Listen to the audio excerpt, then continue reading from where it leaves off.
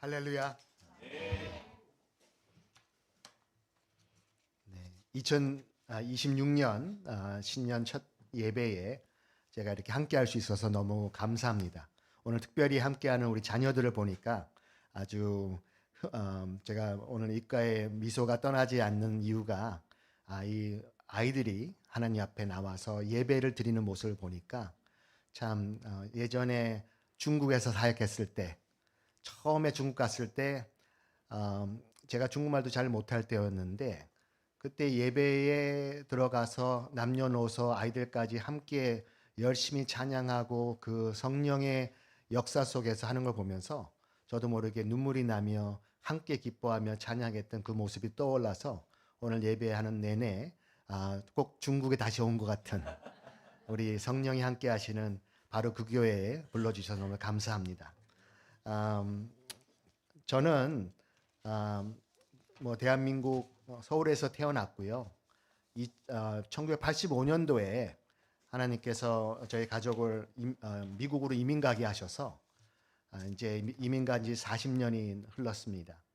그리고 미국 시민권을 따게 되고 그리고 나중에는 2005년도에 하와이 열방대학이라는 코나에 가서 DTS라는 과정을 하고 제자훈련 과정을 마치고 처음으로 중국에 전도 여행을 가게 되었죠. 그리고 나서 단동이라는 곳을 처음 가보게 되었습니다.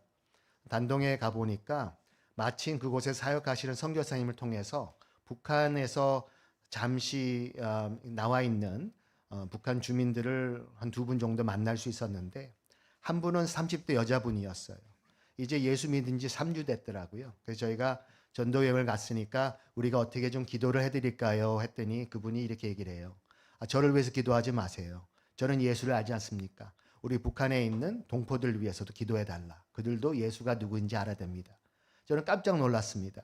얼마나 필요한 게 많겠고 그 당시만 하더라도 굉장히 힘들 텐데 뭐가 필요하다 도움이 필요하다는 얘기를 하는 것이 아니라 북한을 위해 기도해달라는 그의 목소리가 너무 새롭게 다가왔고요.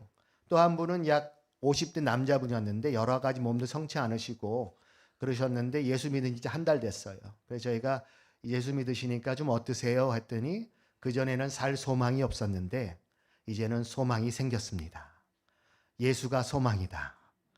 그 두 사람의 만남이 2005년도의 만남이 제 인생을 변화시켜 놨다고 해도 과언이 아닙니다.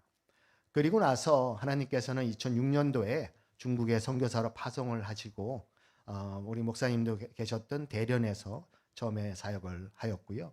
그리고 나서는 이제 단동으로 옮겨서 대련과 단동에서 주로 사역을 하였습니다.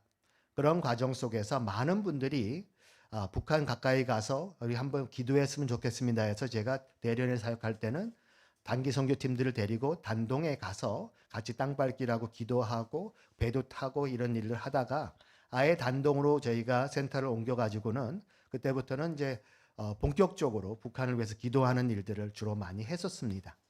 그러다가 하나님께서 문을 열어주셔서 2010년도에 저기 라진 선봉이라는 곳을 갈 수 있는 기회를 열어주셨고요. 그곳에 들어가서 걸어다니는 그런 과정 속에서 하나님이 저한테 주신 말씀은 이것이었습니다. 내 백성의 눈이 멀어서 그들이 보지 못하고 내 백성의 귀가 멀어서 그들이 듣지 못하며 내 백성이 입이 봉해져서 벙어리가 되었다. 말하지 못한다. 하지만 내가 그들의 눈을 열어서 내 영광을 다시 보게 할 것이고 그들의 귀를 열어서 내 음성을 다시 듣게 할 것이며 그들의 입을 열어서 내 이름을 다시 송축하게 하리라. 내가 그들이 하나님이 되고 그들이 나의 백성이 다시 되리라. 그 말씀을 통해서 주님 저를 사용하여 주시옵소서. 제가 무엇을 어찌하리오리까 하고 기도했을 때 하나님께서는 그 땅에 중보 기도자들을 그 땅에 데리고 와서 땅밟기를 하면서 저희가 대련에서 단동을 오고 가고 하면서 수백 명을 그곳에 가서 기도했듯이 이제는 북한 땅 안에 들어가서 기도하고 땅밟기를 하는 그런 모습을 보여주셨어요. 그래서 저희가 2011년부터 2012년 그 한 1년 반 남짓하는 세월에 제가 약 18번 저는 저희가 이제 관광 여행사라는 걸 만들어서 북한 전문 관광 여행사를 하나 만들어서 일부러 우리 믿는 사람들, 기도자들을 단기 선교 팀들을 북한에 데려가는 프로젝트를 시작한 겁니다. 그리고 가서 하는 것은 네 가지였죠. 하나는 가서 그 땅을 보고, 두 번째는 기도하고 그들을 위해서, 그들이 기도하지 못하고 그들이 그곳에서 하나님 앞에 나올 수 없는 길이니까 우리가 대신 가서 기도하고 대신 예배하자. 하나님께서는 북한 땅에서도 예배받기 원하십니다. 그래서 저희가 가서 보고 기도하고 예배하고 그들을 사랑하자. 우리가 그들에게 성경을 나눠줄 수는 없고 전도는 못하지만 우리가 예수 믿는 사람으로서 예수의 마음을 우리의 삶을 통해서 그들에게 전달하자. 사랑으로 전달하자. 이러한 모습으로 제가 이런 일을 하려고 합니다 했더니 어떻게 알았는지 세계 각국에서 연락들이 오기 시작을 해서 17개 나라 출신들이 약 23차례 거쳐서 1년 반 남짓 하는 세월 동안에 10명, 5명 단위로 3박 4일, 4박 5일, 7박 8일 이렇게 들어갔다 나오면 또 다른 팀이 들어가고 하면서 저희가 기도하고 예배하는 일들을 하게 된 것입니다. 그 23차례 중에 제가 18번을 직접 인솔해서 들어가기도 했었고요. 처음에는 낮은 선봉이라는 데를 갔다가 청진도 가게 되고 나중에는 평양도 가게 되고 금강산 개성 남포 할 거 없이 북한 전역을 다 다니면서 그 땅을 위해서 기도하며 하나님 이 땅을 회복하여 주시옵소서. 이러한 일들을 2012년까지 하다가 마지막 여행에서 제가 붙들렸습니다. 제가 붙잡힌 이유는 그냥 가져가서는 안 될 물건을 제가 실수로 반입한 것이 문제가 되었는데 그것은 컴퓨터 외장 하드 드라이브라는 것이었습니다. 제가 새 컴퓨터를 사서 옮기는 과정에 실수로 그거를 가지고 갔다가 사실은 중국 땅에 놓고 와야 되는데 잊어버리고 국경을 넘은 것이 확인이 되었고 그 안에 들어가 있는 내용이 문제가 되었죠. 근데 그 중에서는 북한 취재 동영상 다큐멘터리 영화들이 있는 것을 보면서 왜 이런 불순한 것을 왜 가져왔느냐 해서 제가 보위부에 조사를 받게 된 계기가 된 것입니다. 근데 그것만 있었던 것이 아니라 제가 썼던 모든 선교 편지와 보고서와 이런 것들이 다 들어가 있었으니 제 신분이 드러나는 것은 시간 문제였습니다. 그 당시에 그들이 알고 있는 것은 여행사 사장 정도로 알고 있었는데 이제는 선교사이고 목사인 신분인 것을 드러나는 것은 시간 문제였죠. 제가 보위부에 잡혀간 것이 2012년 11월 3일이니까 벌써 시간이 많이 흘렸네요. 그리고 나서 한 달 동안 굉장히 치료를 받게 되고 강도 높은 치료를 아침부터 새벽부터 밤늦게까지 받게 되면서 굉장히 어려운 고초를 많이 당했습니다. 그런데 저한테 하나님 주신 마음은 두려워하지 말라. 그리고 이 일을 통해서 지금 하실 일이 있다는 마음을 주셨죠. 억류 3일째 되는 날에는 약 방 한가운데 딱 세워놓습니다. 그리고 차렷 자세로. 그리고 미동도 못하게 합니다. 근데 사람이 어떻게 가만히 이렇게 일자로 이렇게 서 있겠어요. 그런데 카메라가 어디 있는데 모르겠어요. 어디 있는지. 그런데 조금만 움직이면 들어와가지고 호통을 치고 못 움직이게 하고 막 욕을 하고 막 그럽니다. 그래서 제가 정말 힘들게 서 있어야 되는데 이상한 일이 벌어지는 거예요. 2시간, 3시간, 4시간이 흐르는데 허리도 안 아프고 다리도 안 아프고 피곤하지도 않고 배도 안 고프고 그래서 제 속으로는 이 정도라면은 한 2, 3주도 할 수 있겠다 이렇게 생각했습니다. 그런데 사실은 걱정, 근심, 불안, 초조함 이를 말할 수 없죠. 왜냐하면 이건 저 혼자만의 문제가 아니라 제가 쓴 편지에 보면 여러 사람들 이름도 나오고 하기 때문에 저 하나의 실수 때문에 수많은 사람이 잘못될 수 있는 그런 위급한 상황에 있어서 저 자신을 자책하고 얘가 왜 이런 실수를 할 수 있었을까 이러면서 하나님 앞에 제가 걱정 근심하다가 나중에는 주님 도대체 어디 계십니까? 도대체 저한테 6년 동안 함께 해주셨던 주님께서 저를 보호해 주시고 이곳에 보내시고 지금 이 모든 일을 하게 하셨는데 지금은 왜 이렇게 하십니까? 하는 불평, 불만이 쏟아나올 수밖에 없더라고요. 그런데 갑자기 제 왼손이 따뜻해지는 거예요. 저도 모르게 그래서 이 온기가 왼팔로 이렇게 가더니 제가 손을 잠깐 펼쳐 보니까 금가루 같은 것이 반짝반짝합니다. 저도 놀라가지고 이게 도대체 무슨 영문인지 몰라보고 있었더니 주님께서 이렇게 말씀하시네요. 얘야 두려워하지 말라. 너의 모든 염려를 내게 맡기라. 내가 너를 돌봄이라. 우리 베드로전서 5장 7절의 말씀을 주시면서 내가 너와 함께한다는 말씀을 주시더라고요. 그러면서 갑자기 걱정, 근심, 불안, 초조함은 다 사라지고 성령의 역사가 임하시면서 평강이 임하는데, 임재가 임하면서 저도 모르게 방 한가운데 서 있는데 얼마나 마음이 편해지고 얼마나 기쁨이 찾아오는지 모르겠습니다. 너무 마음이 기쁘고 평안하니까 저도 모르게 빙그레 웃었던 것 같아요. 그랬더니 이 카메라로 보고 있던 사람들이 저쪽 방에서 뭐라 하는데, 야 소용없다, 쟤 웃고 있어 그러더라고요. 그랬더니 들어오더니 야 그냥 가서 자라 그러더라고요. 세워놔봤자 소용없다는 거죠. 그래서 제가 이제 침대에 누웠는데 눈물이 핑 돌아요. 주님이 함께 하시는구나. 근데 한 가지 말씀 안 하신 건 있어요. 네가 앞으로 732일을 더 있게 될 거란다. 이 말씀은 안 하셨어요. 그래서 감당하지 못할 시험 당하면 허락하지 않는다는 말씀 속에는 모르는 게 약이다. 예. 그런데 제가 알았던 건 뭐냐면, 내가 남겨진 것이 아니라, 버려진 것이 아니라 하나님이 나와 함께 하시는구나. 그러면 그 일을 통해 하나님이 하실 일이 있겠구나. 하지만 제 고난이 그렇다고 해서 달라진 것은 아니었죠. 그 다음 날이 되었는데 제가 데려온 사람들이 무사히 출국한 것을 알게 되었습니다. 그래서 제가 이제는 사실대로 얘기하겠다.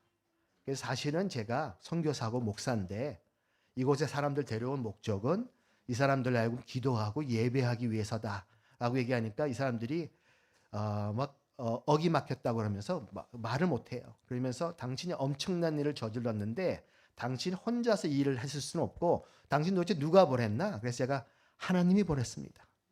아니 그 말고 당신 위에는 누가 있냐? 그랬더니 이제 하나님이 계십니다. 그랬더니 오고 가고 하다가 또 3일이 지나서는 그들이 제가 썼던 선교 편지를 가지고 왔어요. 복사해가지고. 그랬더니 봐라, 네 배우가 여기 있지 않느냐고 가르치는데 보니까 제가 이렇게 썼더라고요. 주님의 이름으로 문안드립니다. 그랬더니 이분들이 야 성은 주시고 이름은 뭐냐 그러더라고요.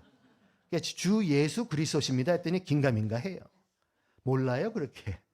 그런데 사실은 제가 한 명의 북한 주민을 저희 센터에서 제자훈련, 선교훈련, 성경학교까지 다 해서 이분이 북한으로 돌아가서 그곳에서 기독교 고아원을 하려고 준비했던 분이 있었습니다. 근데 그분이 문제가 됐죠. 저 얼마나 걱정이 있겠습니까? 그런데 이분들이 저한테 하는 말이 뭐냐면, 당신은 말이야 우리에게 공화국의 치명적인 그런 일을 저질렀는데 당신은 우리를 국가를 전복하려고 음모를 꾸몄다 그러는 거예요. 그래서 제가 무슨 국가 전복을 어떻게 했는데요 했더니 기도와 예배로 그러더라고요. 그래서 제가 예수도 안 믿으신 분들이 무슨 기도의 힘을 믿으십니까? 그래, 우리 믿는 사람보다 더 믿음이 좋습니다. 왜냐하면 우리 믿는 사람들은 기도한다고 통일이 되겠어, 기도한다고 복음이 들어가겠어 하고 기도 안 하는 사람도 많은데 300여 명의 기독교인들 데려다가 기도시켰다고 기도와 예배로. 그리고 한 명의 북한 주민을 고아원을 시작하려고 했었는데 그게 무슨 국가 전복 음모랑 무슨 연관이 있냐고 했더니 한 명이 돌아와가지고 고아원을 해놓으면 10명의 아이들이 믿을 거 아니냐. 10명이 100명 되고 100명이 1000명 되고 10,000명 되면은 우리한테 위협이 돼갔나 안 돼갔나. 그래서 제가 그렇게 따지면 될 수도 있겠나요? 그랬더니 그거 보라, 당신이 한 것은 우리를 이 기독교라는 바이러스를, 그리스도교 바이러스를 전파시켜가지고 우리를 그야말로 수령님에 대한 믿음을 깨고 주체사상을 타파해서 하나님 나라 만들려고 했다 이렇게 하는 겁니다. 그러다 보니까 제가 꼭 성령님의 말씀처럼 느껴졌습니다. 한 사람이 세상을 변화시킬 수 있다. 기도가 저 땅을 변화시킬 수 있다. 그리고 저보고 6.25 전쟁 이후에 붙잡힌 미국 시민권자로서는 가장 엄중한 죄를 졌다 하면서 당신은 국가보안법 위반으로 해서 형법 60조 위반 이래서 국가 전복 음모죄 사형 내지 무기징역에 처해질 것이다. 그리고는 제가 평양으로 압송이 되고 5개월이나 예심 기간을 거쳐서 재판을 받게 됩니다. 재판을 받았는데 15년 노동교화형이 떨어졌어요. 그 사람들이 그래요. 당신 안 죽었다고. 근데 미국 시민권자가 이 교화소까지 간 적은 없었거든요. 그 당시에. 그랬는데 저는 노동교화소라는 데로 보내지게 되었습니다. 가보니까 죄수는 저 혼자인데 간수는 40명이 넘어요 글쎄요. 그래서 그 많은 사람들 중에서 제가 가서 있으니 국가 뭐를 전복하려고 그랬다 뭐 이러다 보니까 이 사람들이 당신 CIA 아니냐 뭐 별의별 얘기를 하다 보니 얼마나 처음에는 구박을 했겠습니까? 뭐 처음에는 뭐 일어서 앉아 뭐 별의별 그렇게 험하게 그렇게 다루고 그렇게 했죠. 아침에 일어나서 나가서 노동을 해야 되니까 이거는 뭐 일을 그렇게 안 해본 사람 입장에서는 굉장히 힘듭니다. 열악한 환경에서 중노동을 해야 되니까 뭐 이 땅도 파고 그 다음에 무슨 뭐 농사도 하게 되고 어떨 때는 뭐 도랑을 팔아 뭐 돌을 주워 와라 그러면은 이따마는 돌을 한 100여 미터 걸어가 가지고 주워 갖고 갖다 놓고 왔다 갔다를 뭐 10시간씩 이렇게 해야 되니 굉장히 어렵고 힘듭니다. 여름철에는 뭐 38도까지 올라가고 하니까 아무리 물을 마셔도 화장실도 한 번 안 가고 겨울철에는 영하 17도 이렇게 내려갑니다. 그러니까 손발은 얼은데 뭐 계속 곡괭이질 삽질 같은 거 하면 몸은 좀 열기가 있고 이러면서 중노동을 하더니 밤에 저녁 때 돌아와서는 꼼짝을 못 해요. 온몸이 쑤시고 아프고. 근데 저녁 10시가 돼야 이제 누울 수가 있거든요. 누워도 이렇게 환하게 불을 켜놓고 카메라를 저를 이렇게 보고 있어요. 그러니까 자기도 어려운데 방충망도 없어요. 그러다 보니까 여름철에는 모든 그 곤충이 벌레들은 다 들어옵니다. 그러다 보니까 문을 닫아놓고 있는데도 뭐 온갖 벌레에 물을 뜯기고 손이 막 이렇게 얼얼해지고 나중에는 아파서 제가 이제 깨서 한 20분씩 이렇게 털고 있고 이런 일들을 반복하다 보니 고난이 극심해서 제가 언젠가는 주님한테 물었습니다. 주님 언제나 이 고난을 멈추시겠습니까? 억류 3일째 되는 날 주님께서 내가 너와 함께한다고 그러시고 나의 구원자가 되시겠다고 말씀하셨는데 왜 나는 지금 7개월 8개월이 지나서 지금 노동교화소에서 언제 죽을지 모르는 고통 속에서 이 고난 속에 남겨주셨는지 그래서 제가 언제나 이 고난을 면해 주시겠습니까? 하고 기도했더니 주님께서 저한테 그래요. 얘야 고난도 너에게는 유익이란다. 참 좀 야속하더라고요. 그런데 주님께서는 그 말씀을 하신 것이 아니라 하지만은 내 은혜가 너에게 족하도다. 우리 옆에 사람한테 한번 해볼까요? 주님의 은혜가 족하십니다.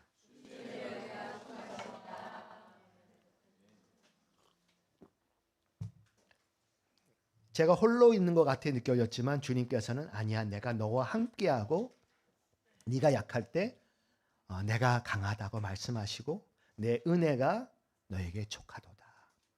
그래서 제가 고난 속에 있는 저를 고난을 면해 주신 게 아니라 고난 속에서 주님을 더욱더 바라보게 하시고 왜냐하면 바라볼 대상이 없어요.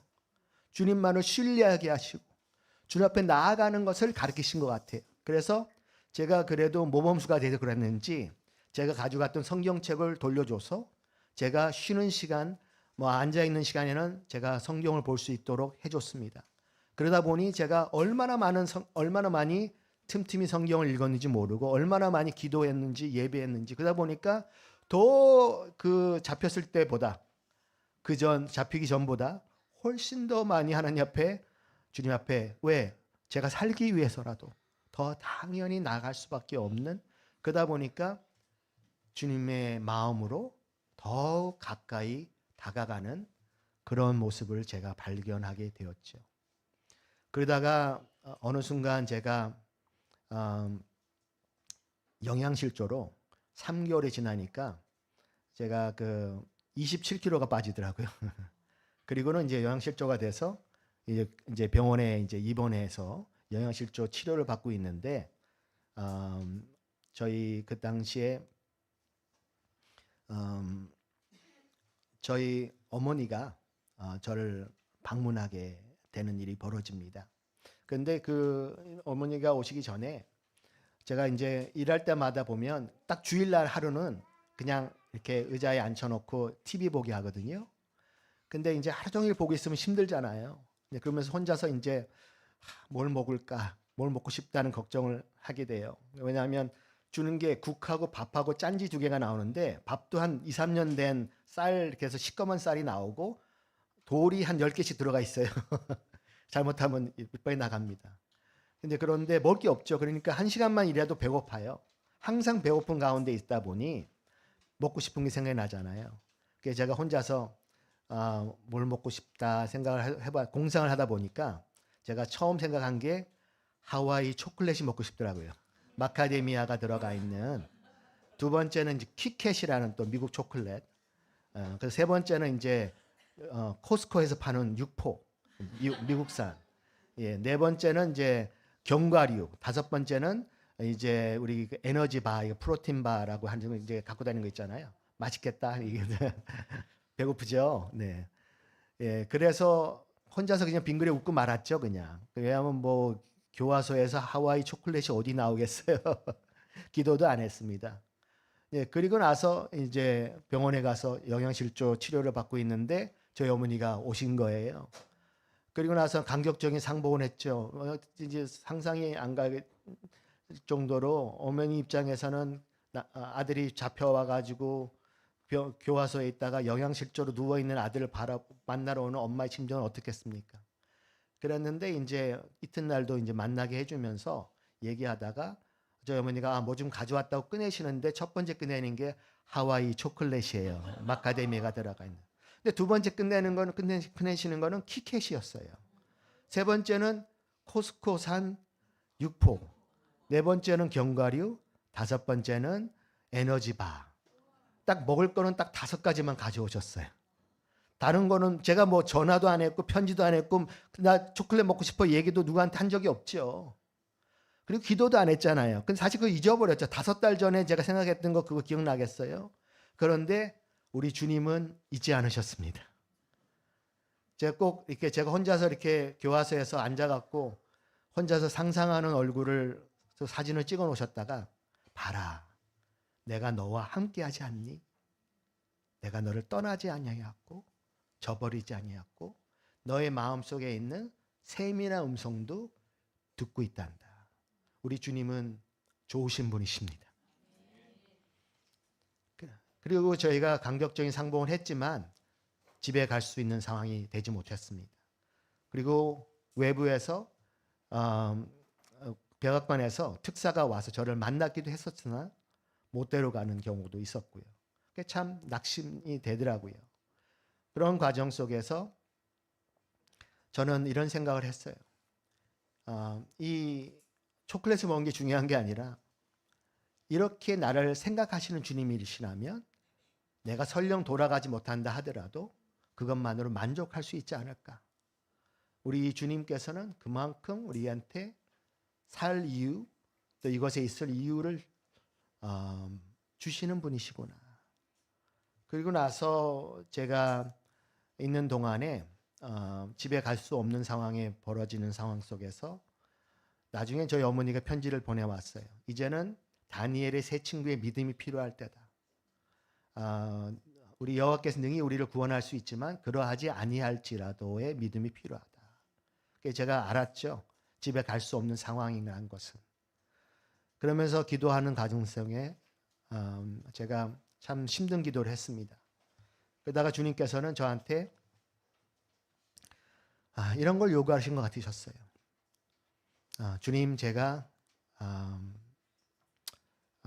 집에 갈 권리를 내려놓습니다.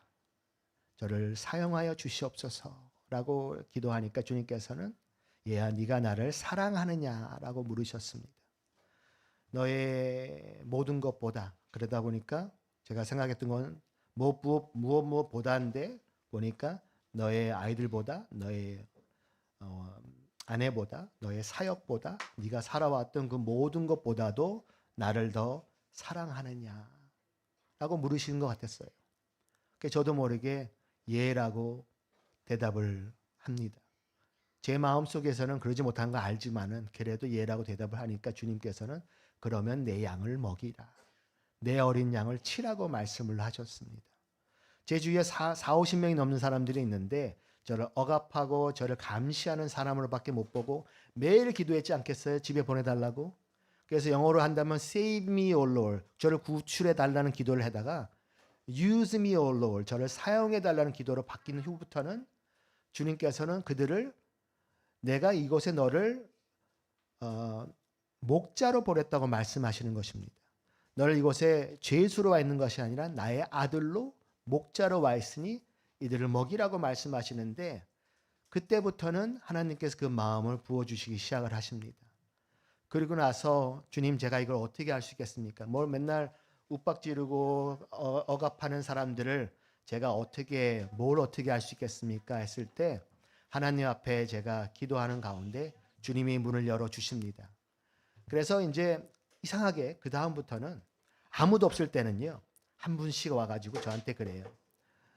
목사님, 얘기 좀 하자요. 그러는 거예요. 그전에는 저를 이제 제 수임번호만 부르거든요. 103번 그래가지고 103번 이렇게 불러야 되는데, 아무도 없을 때는 목사님 이러면서 찾아와요.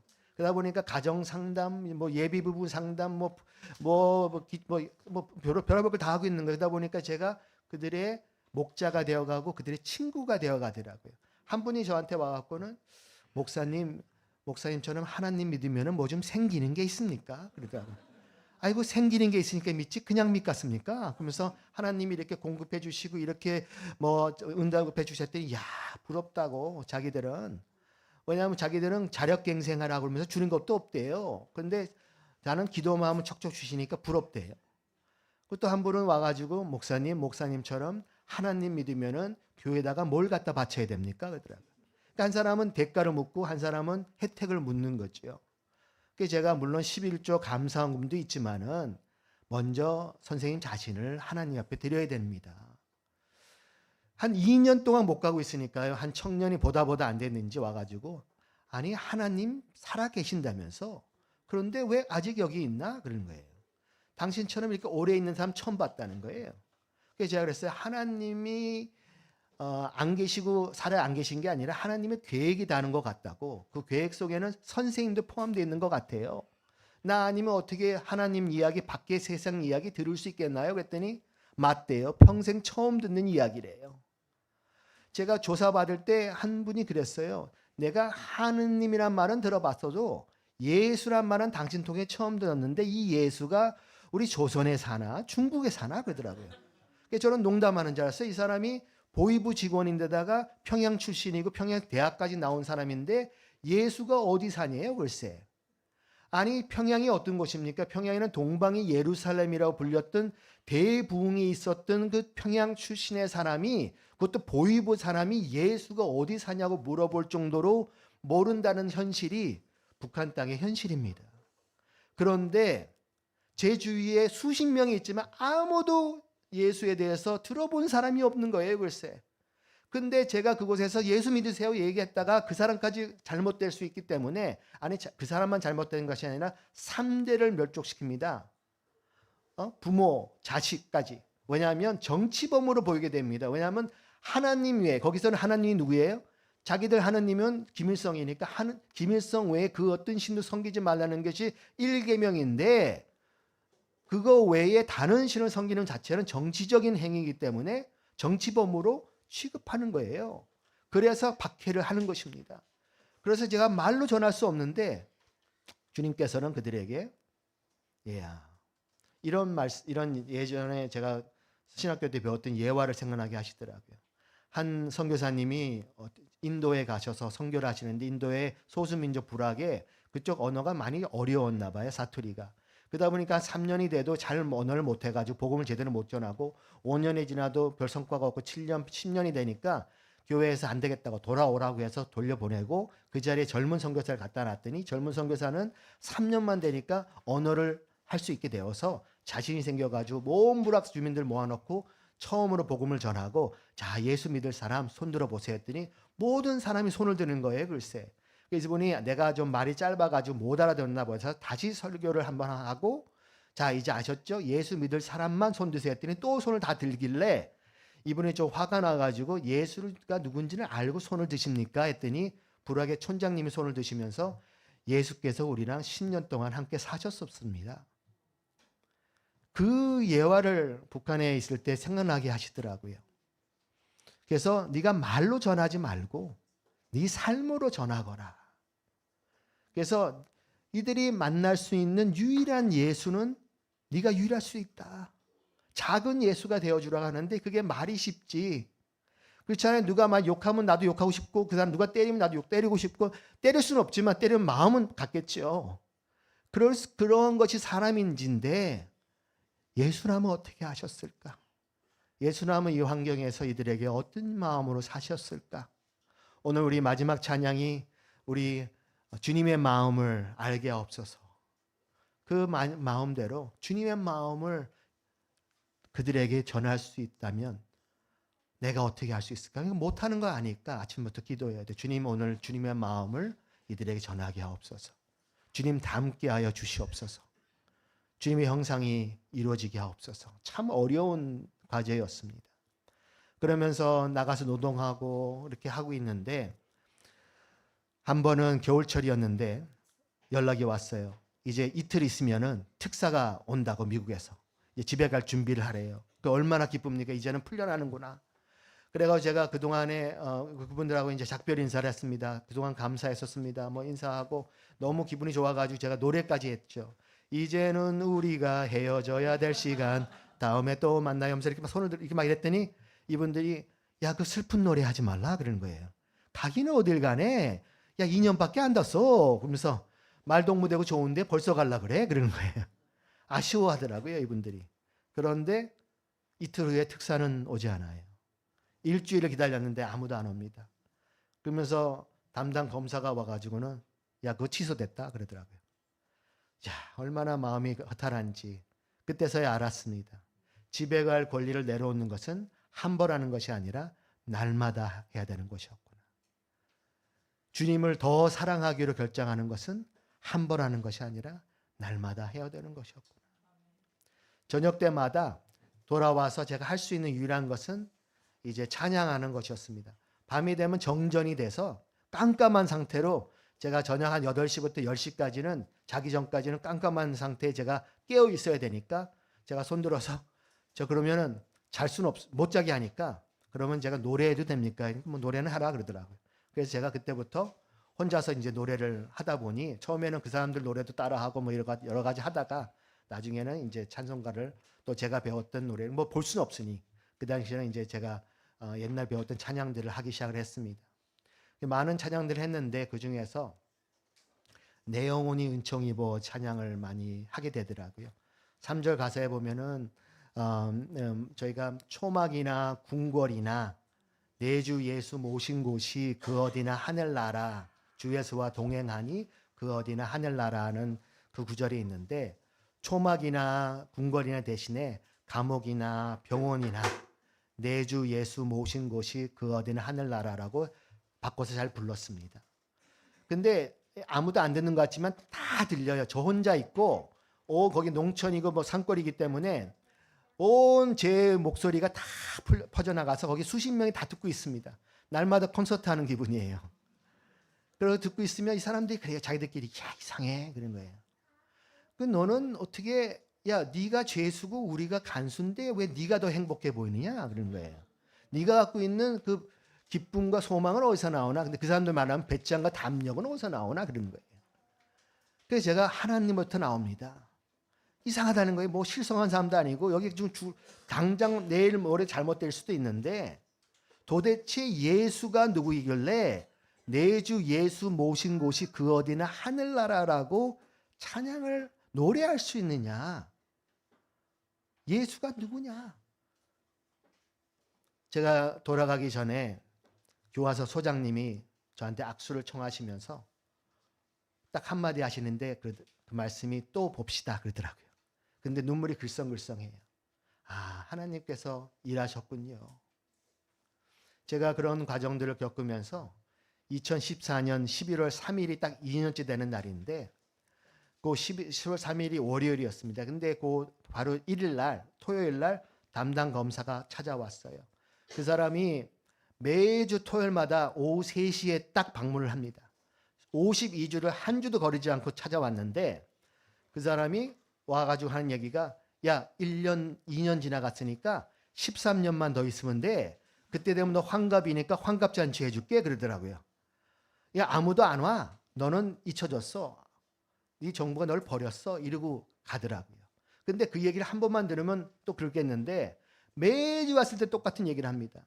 그래서 제가 그 사람 별명을 실망시라고 별쳤어요. 미스터 디서포인먼트라고. 근데 실망시가 오잖아요.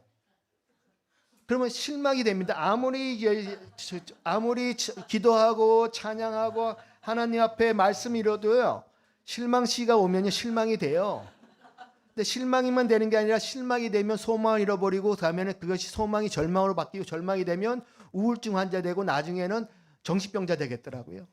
그런데 사람들이 저한테 편지를 쓰기 시작을 했어요. 당신은 잊혀지지 않았습니다. 당신은 꼭 돌아올 것입니다. 우리가 당신을 기도하고 있습니다. 그래서 제가 그때 450통이 넘는 편지가 전 세계에서 보내와서 제가 그 편지를 읽으면서 그렇지. 이렇게 기도하는 사람들이 있는데 하나님이 나를 잊지 않으셨지. 이렇게 했어야 됐었습니다. 그래서 제가 실망시의 말을 들을 것이냐 우리 하나님 말씀을 들을 것이냐 그거를 놓고 항상 했어야 됐고요. 그럼에도 낙심이 될 때는 화장실에 가면 거울이 있는데 거울을 바라보면서 제가 얘기를 했어야 돼요. 너가 누구인지 잊지 마라. 제가 그랬어요. 영어로 My name is Kenneth Bae. I'm a missionary. 나는 선교사고 나는 케네스 베다. 내가 이곳에 있는 이유가 있다는 것을 수십 번 수백 번을 반복했어야 됐었습니다. 하나님 나를 이곳에 보내신 이유가 있고 하나님 이곳에 남겨준 이유가 있고 내가 그것 때문에 이곳에 있게 하셨던 분도 주님이시니 내가 이거를 잊지 말아야 된다. 근데 그 과정은 너무나도 힘들고 어려운 과정이죠. 주님을 바라보지 않으면 주님을 신뢰하지 않으면 주님을 더 사랑하고 순종하기를 원하지 않으면 태어날 수 없는 일이었다고 봅니다. 근데 그렇게 하신 분이 주님이셨고 그게 11월 1일 날 12월 2일 날 있었던 일이라면 11월 3일 날 되는 새벽에 눈을 뜨게 하시면서 스바냐서 3장 20절을 펼쳐보렴 하시더라고요. 제가 그거를 펼쳐보니까 그곳에는 이렇게 써 있습니다. 내가 너를 집으로 데려간다. 그렇게 이제 미국 성경에는 그렇게 직역이 되어 있었습니다. 그게 11월 3일 월요일인데 금요일 날 특사가 도착을 하고 토요일 날 제가 집으로 돌아갔습니다. 미국 국가정보국장이 장관급이 한 20여 명을 대동해서 전용기를 타고 와서 저를 구출해서 돌아가게 되죠. 돌아가는 과정 속에 제가 11월 3일 날 하나님께 저를 집으로 데려간다고 말씀하셨습니다 했더니 그분이 깜짝 놀라요. 우리가 11월 3일 날 백악관을 떠났습니다. 하나님께 저한테 말씀하시고 미국에서 비행기를 보내시고 우리 주님은 살아계신 분이시고 그래서 오바마 대통령이 저의 이름을 아는데 저를 위해서 보냈으니까요. 그런데 하나님 아버지로부터 아는 바가 되었다는 것이 더 중요한 것 같습니다. 여기 계신 우리 성도님 한 분 한 분 지금 어떠한 고난 속에 계신지 어떠한 환경 속에 있는지 우리 주님은 알고 계시고 보고 계시죠. 여러분의 이름은 주님 앞에 아는 바 되어 있습니다.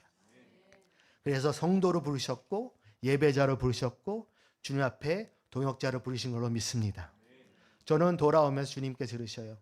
너 얼마나 많은 사람들이 너를 위해 기도했는지 아느냐? 전 세계 수백만 명이 저를 위해 기도한 것을 알게 하시고 내가 너를 잊지 않았고 저 사람들이 너를 잊지 않았다고 말씀하시면서 내가 저 북한 땅에 2,500만 내 이름도 알지 못하는 저들을 내가 결코 잊지 않았다고 말씀하셨습니다.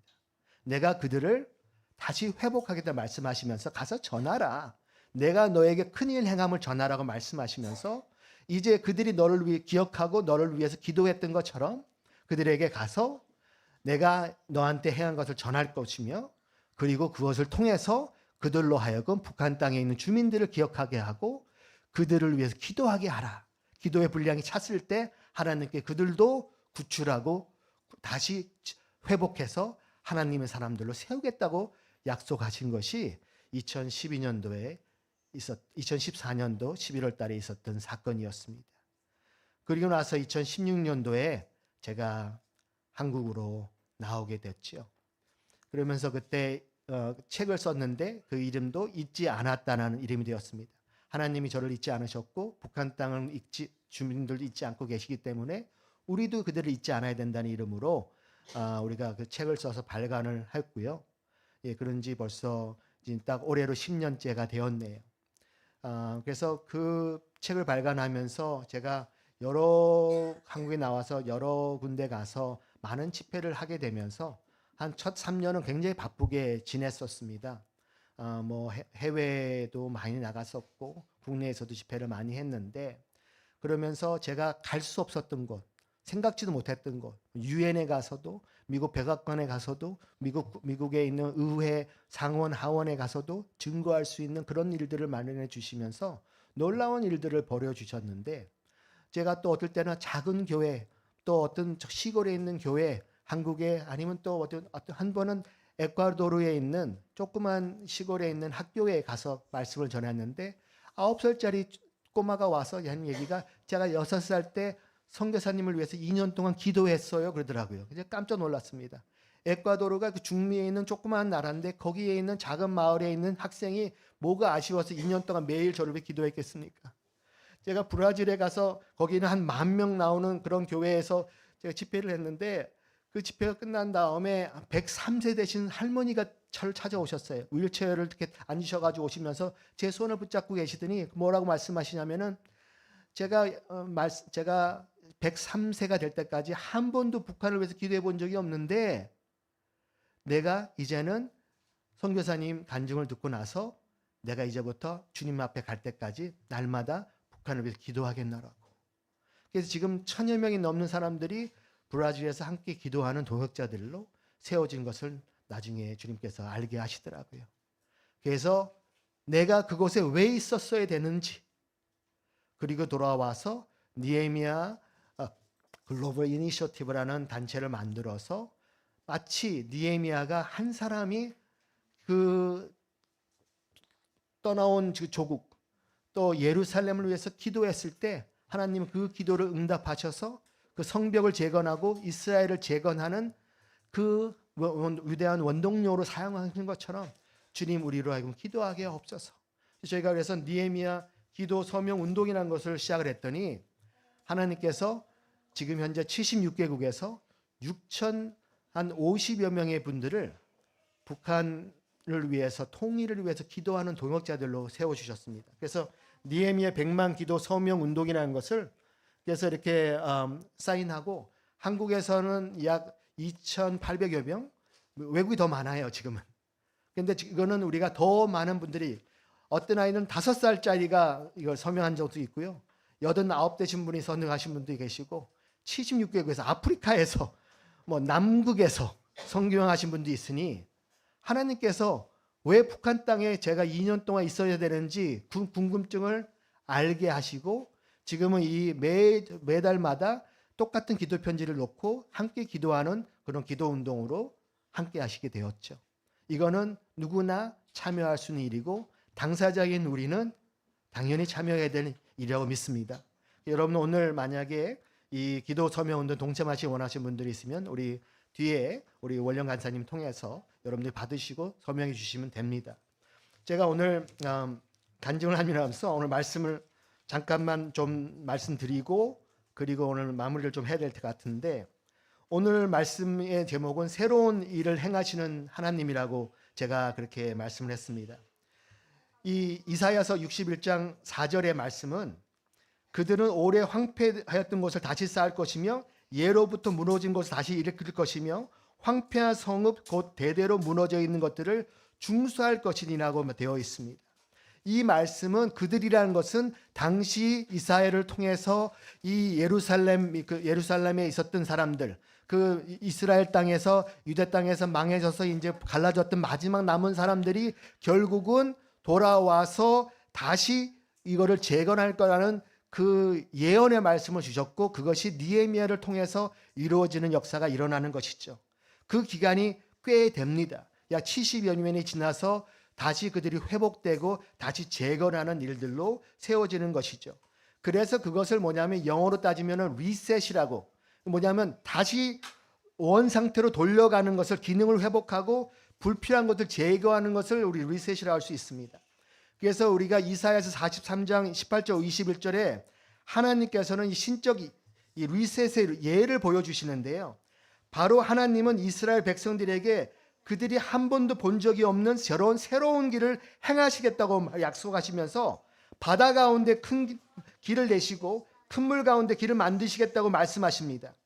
이는 포로 생활에 있던 이스라엘 백성들에게 가장 어려운 시기를 통과하며 새로운 생명이 일어날 것을 약속하시는 것이죠.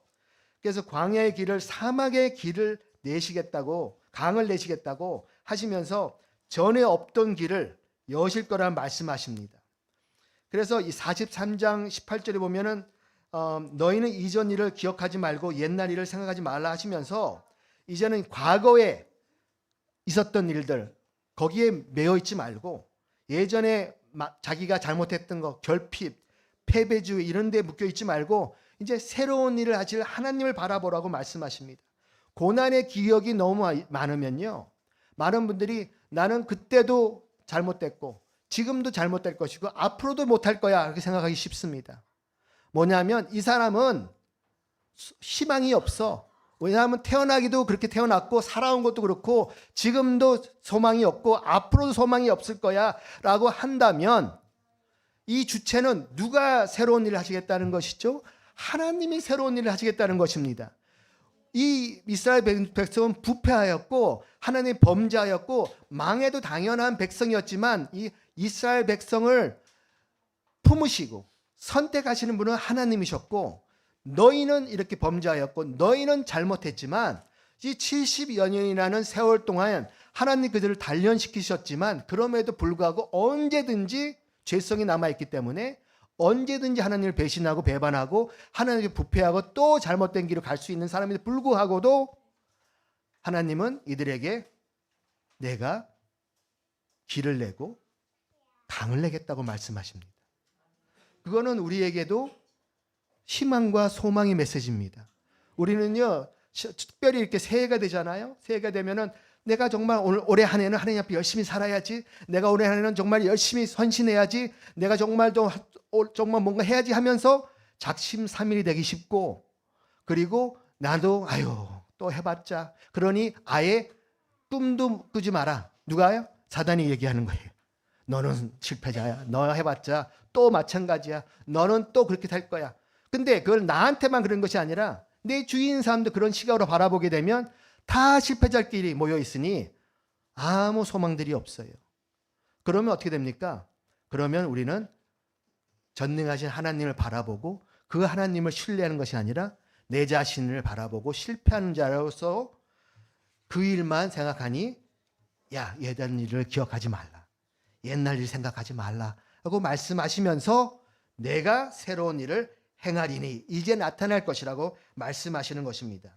그래서 한 번도 경험하지 못한 새로운 일을 행하시겠다고 말씀하시는 것입니다. 그래서 인간적으로는 불가능한 일이고 하지만 하나님은 기적을 일으킬 거라고 말씀하시는 거예요. 그러니까 무슨 얘기냐면 우리 뜻과 우리의 능력으로는 안 되는 일이죠. 우리의 결심으로는 안 돼요. 그런데 하나님은 뭐라고 말씀하시냐면 모든 상황 속에서 일하고 계심을 보여주시는 것입니다. 그래서 21절에 이 백성은 내가 나를 위하여 지었나니 나를 찬송하게 하려 함이시라. 그래서 이 리셋이라는 것은요, 우리가 하나님께 감사할 때부터 시작합니다. 그래서 내가 얼마나 어리석고 부패하고 잘못된 것을 바라보기만 하면서 나를 실패자로 여기는 것이 아니라 하나님, 그럼에도 불구하고 함께 하시는 주님 감사합니다. 과거의 실패는 교훈이 되고 도전은 하나님이 우리를 통과하게 하셨고 패배는 하나님이 승리를 바꿔주셨고 부정적인 태도는 하나님이 새로운 태도로 변화시켜 주셨기 때문에 바로 이때 우리가 리셋을 경험할 수 있는 것이죠. 그래서 우리가 하나님이 전에는 하지 않으셨던 새로운 일을 기대해야 될 때라고 저는 믿습니다. 그래서 저희가 하나의 우리 스스로의 결심과 결단으로만 일어나는 일이 아니라 하나님이 함께 하실 때, 성령이 임하실 때 우리가 하나님 앞에 온전히 우리 자신을 의탁하고 신뢰할 때, 그때 하나님이 역사하시도록 맡겨야 할 때, 그때 하나님이 우리가 가보지 못한 곳을 인도하실 거라고 믿습니다. 저는 아버지가 평양북도 영변에서 태어나셔서 실향민의 아들이기도 합니다. 저희 아버지가 작년 2월에 소천을 하셨는데 고향 땅에 가보지 못하셨어요. 실향민들이 얼마나 지금 하나둘씩 다 떠나고 계십니까? 이제 다 80대, 90대들이 되셨잖아요. 그런데 이제 한 10년만 지나면 아마 고향을 떠나온 세대들은 다 없어질 것입니다. 그리고 앞으로 10년이 얼마나 중요합니까? 그들이 한 번이라도 고향 땅을 가볼 수 있으려면 우리가 빠른 시간 내에 북한 땅을 열려지는 놓고 기도해야 될 텐데, 우리 남한은요 5,200만의 인구가 있고 세계 10위 경제권을 가진 나라인데 불구하고 북한은 90년대 고난의 행군에서 수백만의 아사자를 내고 지금도 굶주림과 공포 속에 살아가고 있고 자유도 표현도 이동도 신앙도 없는 현대판 노예의 삶을 80년째 이어가고 있지 않겠습니까? 그래서 제가 북한을 갔다 오고 나서 사람들을 만나고 이곳에 와서 북한 탈북민들을 위한 사역을 시작하면서 만난 사람들을, 또 그곳에 있었을 때 만났던 사람들의 얘기를 들어보면 한결같이 자유와 통일을 바라고 있습니다. 탈북에 성공한 그런 소녀들이 저한테 그래요. 꿈은 사치였다고 합니다. 꿈을 꿀 수 없는 세상이래요, 글쎄.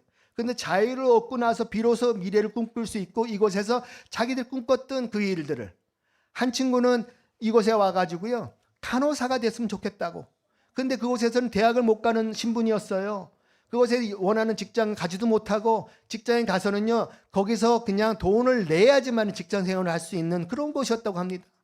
돈을 주지도 않고 돈을 내면서 다니게 만들고, 그리고 나서 그런데 그곳에서 탈북을 해서 한국에 와서 영어 배우고 하나님 앞에 나아가고 이런 과정 속에서 지금 이제 대학교 4학년 이제 졸업반을 남기고 있는 그런 친구를 보면서 이제는 꿈꿀 수 있고요. 이제는 남한 사람들하고 경쟁해서 내가 해낼 수 있다는 것을 알았어요.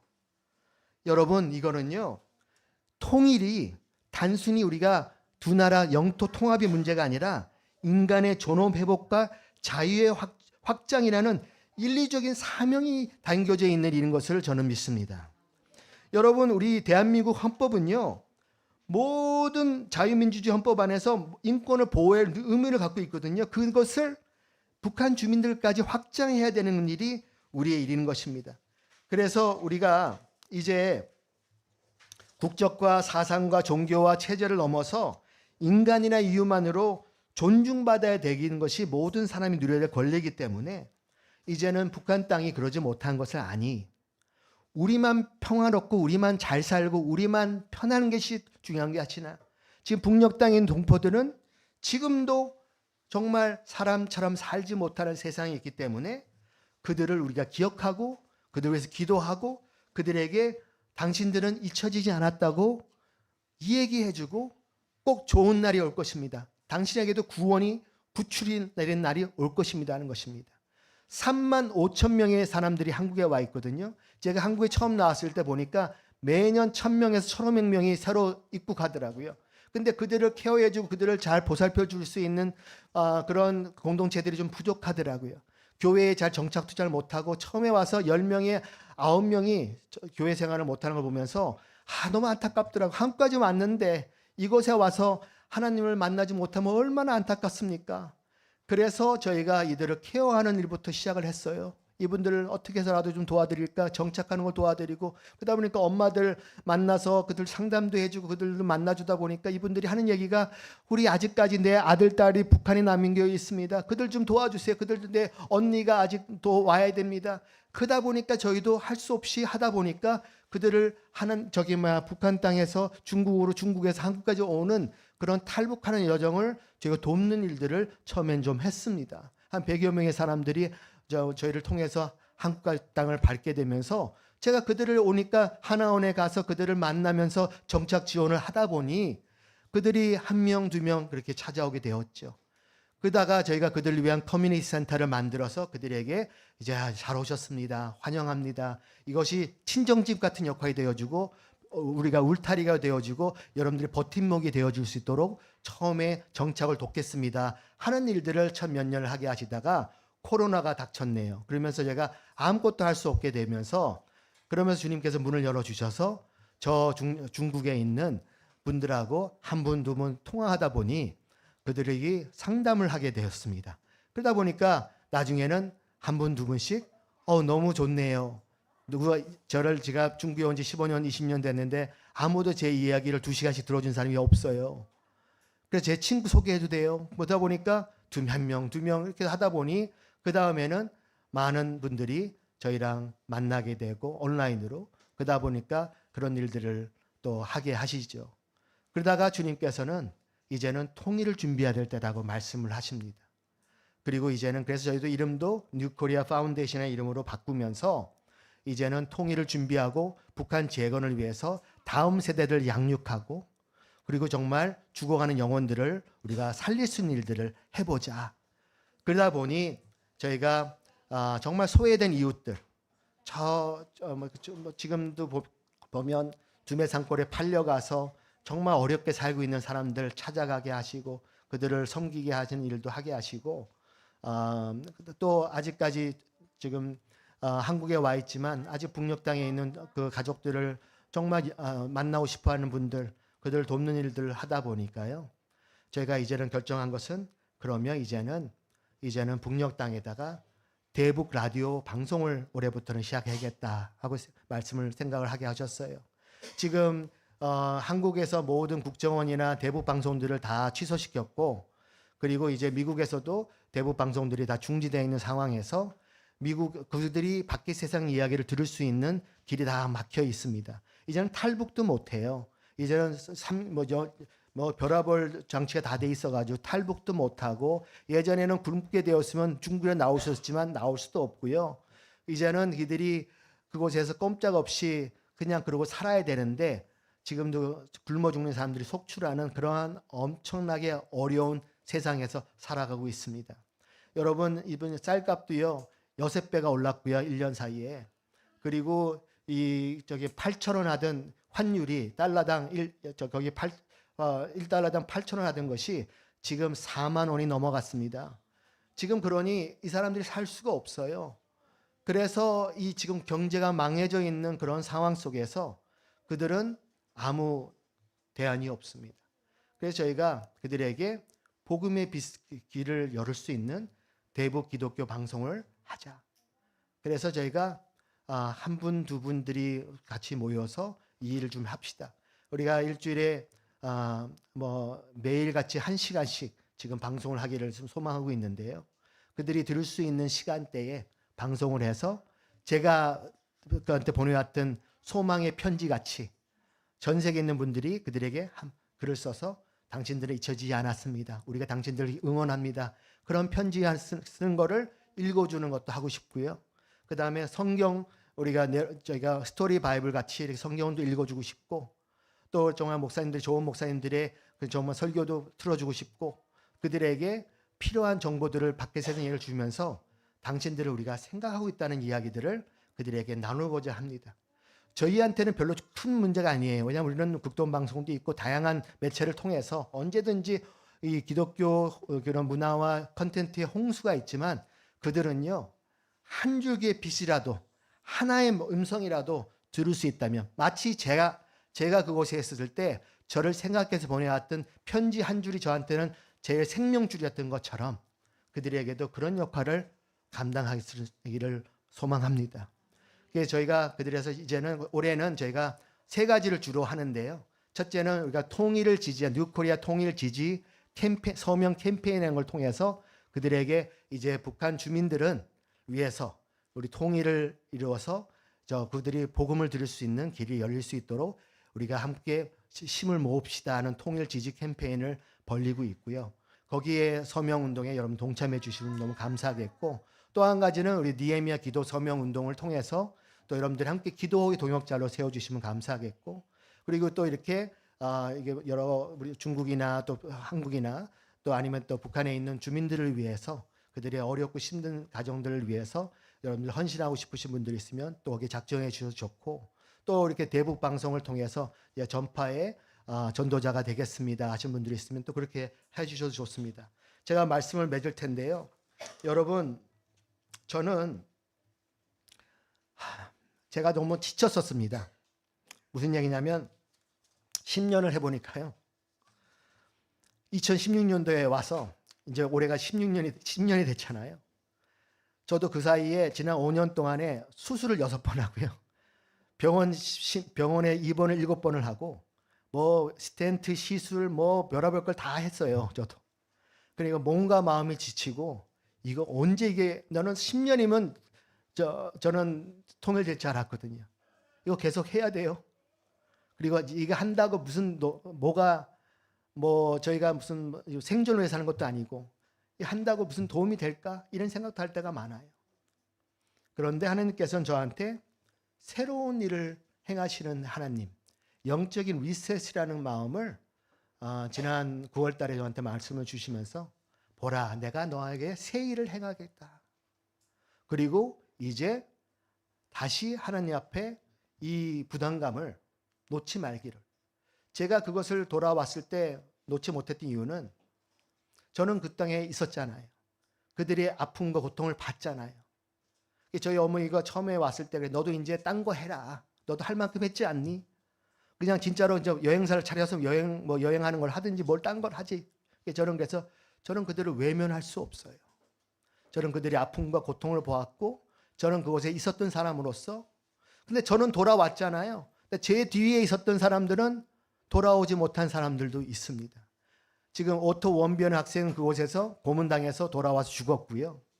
그리고 지금 제 뒤에 붙잡혔던 한국 선교사님 6분은 지금도 수감되어 있어요. 살아있는지 죽었는지도 모릅니다. 근데 저는 돌아온 사람으로서 외치지 않는다면 돌아온 사람에서 그들을 기억하지 않는다면 그들에게 과연 어떤 소망이 남아있을까? 그래서 그들에게 하나님 제가 앞으로 남은 시간들을 앞으로 10년이라는 세월을 하나님께 더 헌신하기 원하오니 주님 저를 사용하여 주시옵소서. 마치 2년 5년도에 하나님 앞에 기도했던 것처럼 2010년도에 북한에 가서 기도했던 것처럼 다시 기도하게 하시고 그래서 새 일을 행하시겠다는 하나님을 바라보면 내가 했던 게 중요한 게 아니고 내가 무엇을 했고 내가 여기서 지금까지 10년 동안 뭘 했다가 중요한 것이 아니라 하나님이 하셨고 하나님이 함께 하셨고 은혜가 충만하셨고 그리고 앞으로 10년을 하나님을 그 땅을 회복하는 일을 저는 정말로 보기를 원합니다. 그 일에 주님 하여 주시옵소서. 우리 이사야서 61장 4절을 우리 다시 한번 읽고 말씀을 마치실 텐데요. 61장 4절에 우리 그들은 라고 되어 있잖아요. 그들은 대신에 우리 처음에는 이렇게 한번 읽을까요? 바로 그 교회는 이렇게 한번 하면 어떨까요? 두 번째 읽을 때는 우리는 라고 읽고요. 세 번째 읽을 때는 나는 이렇게 한번 읽고 오늘 마쳤으면 좋겠습니다.